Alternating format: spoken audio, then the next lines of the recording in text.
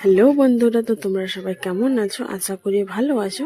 আর এই যে রমাগুলো আমি ভিজতে দিয়ে রেখেছিলাম, আর এই যে এখন ভালো করে ভিজে গেছে আর অনেক বড় বড় হয়ে গেছে। তো কি বানা যায় আজকে কিছু নতুন একটা তরকারি বানাবো। তো দুটো আলু লাগবে তার জন্যে, আর লাগবে একটা কপি মানে ফুলকপি। তো এগুলো দিয়ে ভালো করে একটা তরকারি বানাবো। তো এই যে আমি দুটো আলু নিয়ে নিয়েছি, আর আলুগুলো এখন ছুলে নিয়ে ভালো করে ছোট ছোট সাইজের কাটিয়ে নেবো।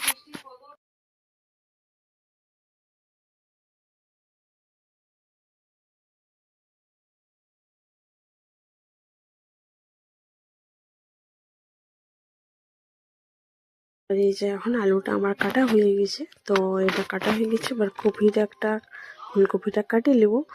তো এই যে ফুলকপি একটু নিয়েছি, আর ফুলকপিটা ছোট ছোট করে কাটিয়ে নেব।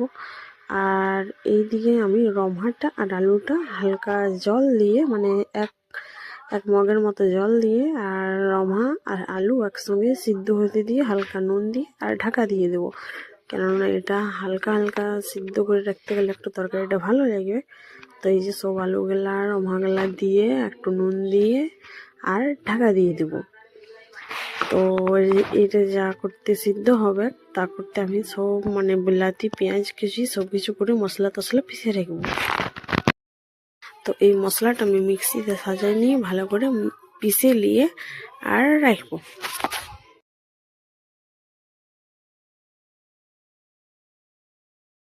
আর দিব দুটো বিলাতি আর একটা পেঁয়াজ আর কিছু ধনে পাতা। তো এগুলো এখন আমি ভালো করে কুচি কুচি কুচি কুচি করে আর একটা প্লেটে সাজাই নেব।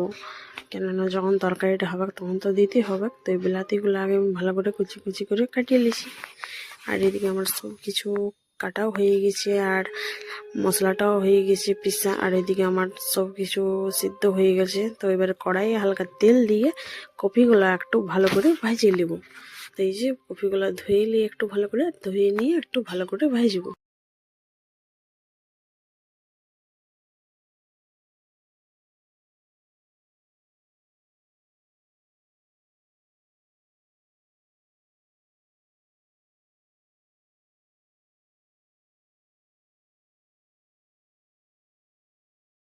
তো কপিটা এরকম লাল লাল করে ভাজা হয়ে গেলে আমি উঠাই নেব।